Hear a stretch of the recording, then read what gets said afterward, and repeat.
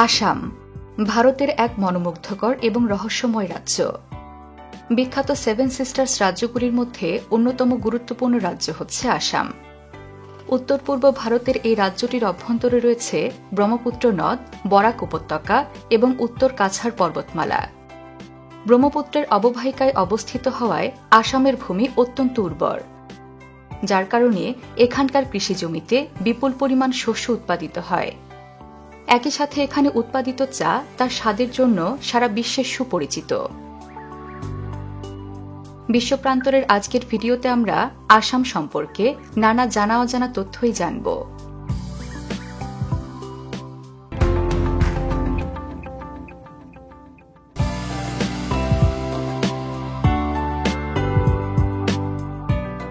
আসামের ইতিহাস অত্যন্ত প্রাচীন এবং সমৃদ্ধশালী।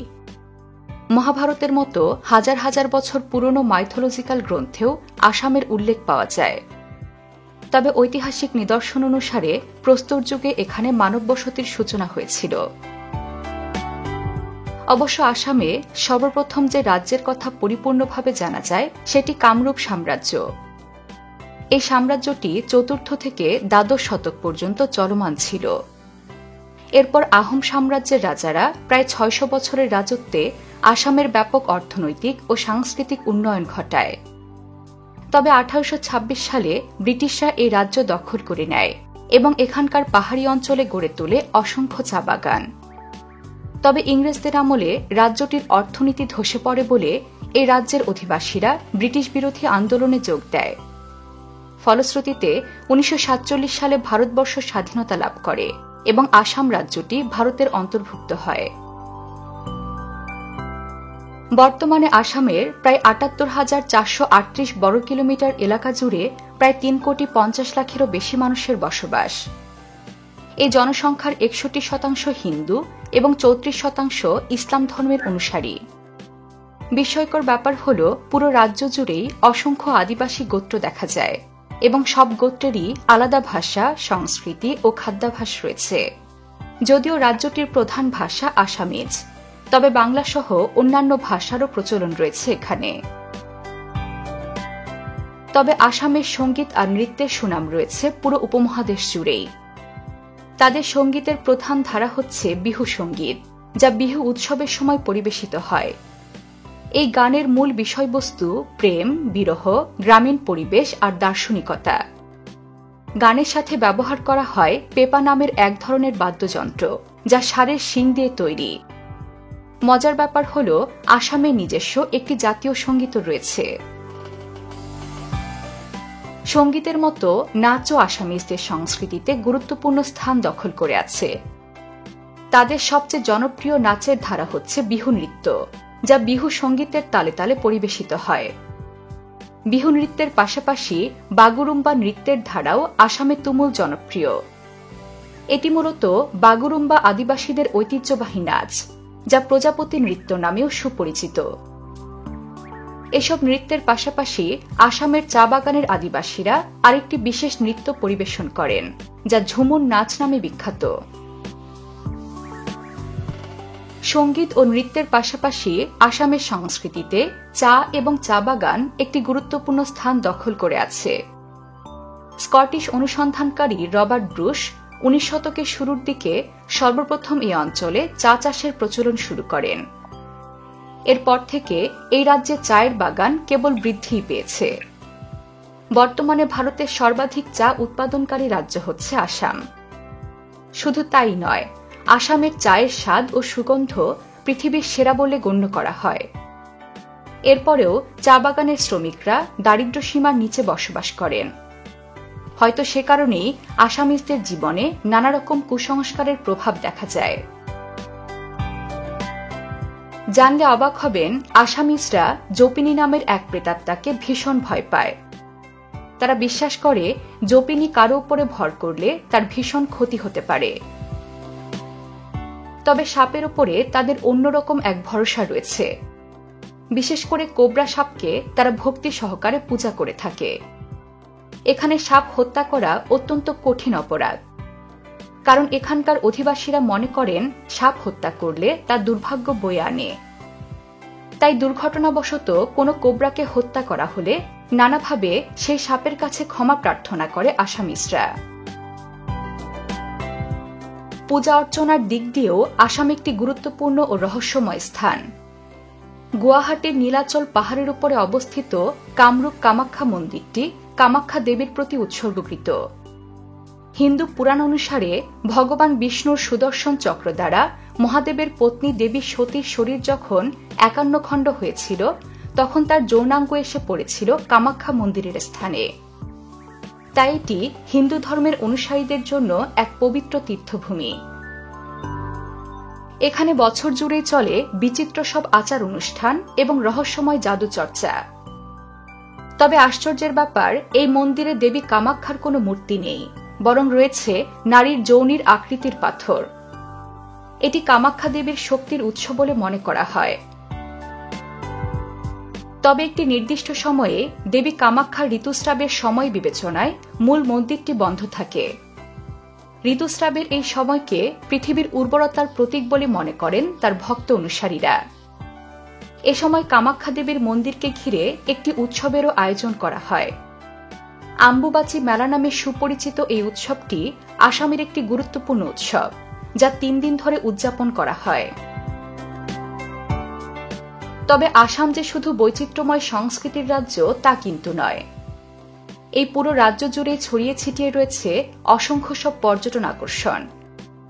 এর মধ্যে সবচেয়ে বিখ্যাত নিঃসন্দেহে কাজিরাঙ্গা ন্যাশনাল পার্ক, যা ইউনেস্কো ওয়ার্ল্ড হেরিটেজ সাইটের অন্তর্ভুক্ত। 430 বর্গ কিলোমিটার এলাকা জুড়ে বিস্তৃত এই জাতীয় উদ্যানটি 1905 সালে সংরক্ষিত বনাঞ্চল হিসেবে ঘোষণা করা হয়। এর পুরো অঞ্চল জুড়ে রয়েছে অসংখ্য জলাভূমি, তৃণভূমি এবং ঘন বনাঞ্চল। তবে কাজিরাঙ্গা ন্যাশনাল পার্কের মূল আকর্ষণ হচ্ছে দুর্লভ প্রাণী এক শিংওয়ালা গন্ডার। এখানে প্রায় 2400টি এক শিংওয়ালা গন্ডার রয়েছে। এছাড়াও এখানে বিপুল সংখ্যক বাঘ, হাতির পাল এবং জলজ মহিষ দেখতে পাওয়া যায়। মিনি কাজিরাঙ্গা হিসেবে সুপরিচিত আসামের আরেক বিখ্যাত জাতীয় উদ্যান হচ্ছে ওরাং ন্যাশনাল পার্ক। এর প্রাকৃতিক পরিবেশ অনেকটা কাজিরাঙ্গা ন্যাশনাল পার্কের মতো হওয়ায় একে মিনি কাজিরাঙ্গা বলে ডাকা হয়।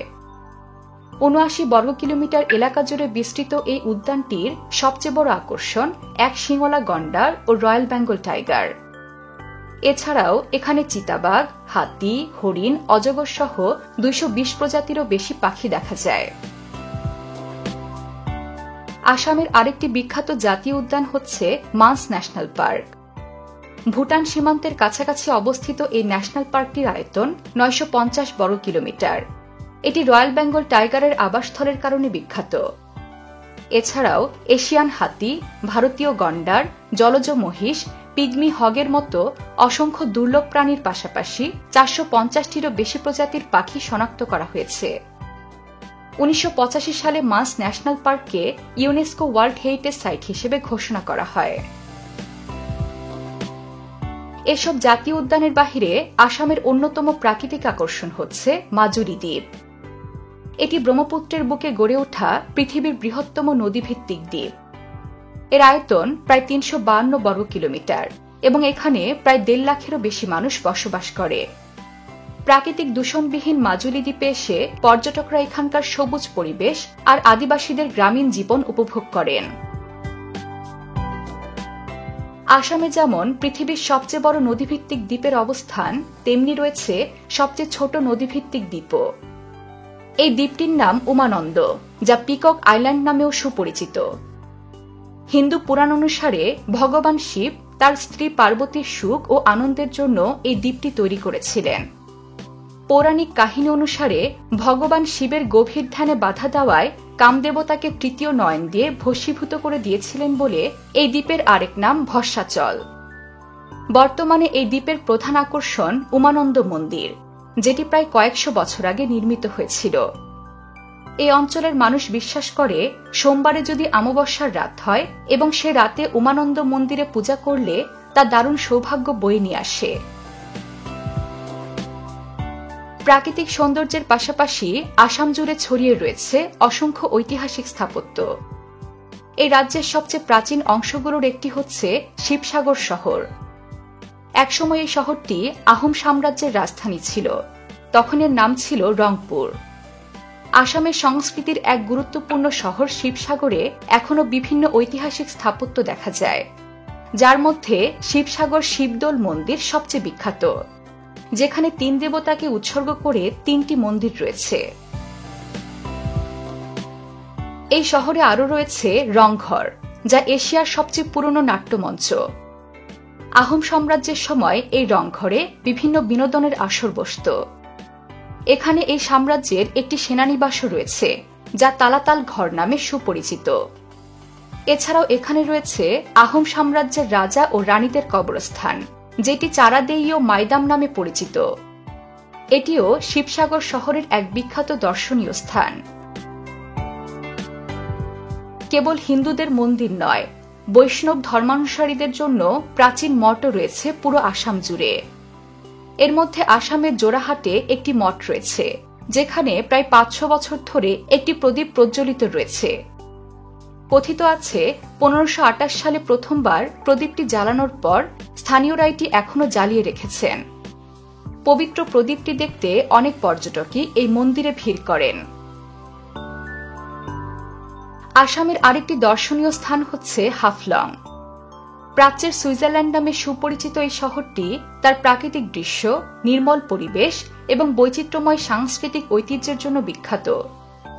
এটি আসামের একমাত্র হিল স্টেশন, যা প্রকৃতিপ্রেমীদের এক রোমাঞ্চকর সৌন্দর্য উপভোগের সুযোগ করে দেয়। হাফলংয়ের প্রধান আকর্ষণ হচ্ছে হাফলং লেক, যেখানে প্রায় পিকনিক করতে আসেন স্থানীয় অধিবাসীরা। এই পাহাড়ের চূড়া থেকে সূর্যোদয় ও সূর্যাস্তের শ্বাসরুদ্ধকর দৃশ্য উপভোগ করেন প্রকৃতিপ্রেমীরা। তবে রহস্যময় রাজ্য আসামের আরেক রহস্যময় স্থান হচ্ছে জাতিঙ্গা। হাফলং থেকে মাত্র 9 কিলোমিটার দূরে অবস্থিত এই গ্রামটি আত্মহত্যার গ্রাম নামে পরিচিত। এখানে মূলত পরিযায়ী পাখিরা এসে আত্মহত্যা করে। কেন তারা এখানে এসে এমন কাজটি করে তা মানুষের কাছে আজও এক রহস্য। প্রকৃতির এই আশ্চর্য ঘটনা দেখতে অনেক দর্শনার্থী জাতিঙ্গা গ্রামে ঘুরতে আসেন। এছাড়াও কালো জাদুর জন্য আসামের মায়াং গ্রাম সারা বিশ্বে বিখ্যাত হয়ে উঠেছে। এখানকার বাসিন্দারা এখনও কালো জাদু নিয়ে নানা রকম অবিশ্বাস্য কাণ্ডকীর্তি ঘটান। তবে কেউ এটিকে কালো জাদু বলেন, কেউ বা বলেন শুধুই ধোঁকা। এরপরও প্রতিদিন শত শত মানুষ এই গ্রামে আসেন নিজেদের সমস্যার সমাধান খুঁজতে। কেউ বা আবার মায়াং গ্রামে আসেন তান্ত্রিকদের রহস্য ভেদ করার আগ্রহ নিয়ে। তাই মায়াং গ্রাম হয়ে উঠেছে বিশ্বের এক বিস্ময়কর ও রহস্যময় স্থান। সব মিলিয়ে আসাম ভারতের এক গুরুত্বপূর্ণ আর রহস্যময় অঞ্চল। প্রাগৈতিহাসিক কাল থেকেই এই অঞ্চলটি আধ্যাত্মিক ও ধর্মীয় কারণে গুরুত্ব লাভ করেছে। তাই কেবল ভারত নয়, পৃথিবীর ইতিহাসেই আসাম এক গুরুত্বপূর্ণ সাংস্কৃতিক কেন্দ্র। আসাম চিরকাল এমনই রহস্যময় ও সাংস্কৃতিক তীর্থভূমি হয়ে থাকুক, এমনটাই কামনা করে শান্তিপ্রিয় বিশ্ববাসী। বিশ্বের নানা প্রান্তে ছড়িয়ে থাকা এমন জানা অজানা তথ্য জানতে সাবস্ক্রাইব করুন বিশ্বপ্রান্তরে।